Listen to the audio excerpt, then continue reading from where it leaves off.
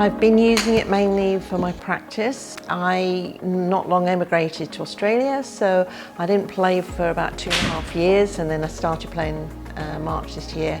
And so the game was a bit rusty. So it's been good to come and concentrate and work on my irons. When you hit the ball, so you can not only see your distance, but you can see the side spin, etc., etc. So that's really helped me to hone my game. I can see me using the dartboard to practice my chipping and getting the accuracy and the distance correct. And it would also be good to get a group of us together and play a course. When you're playing different courses, it isn't always easy to calibrate your putting, but with a consistent tool like this, then it would be much easier. And I'm also looking forward to playing Pebble Beach without having to pay the astronomical fee.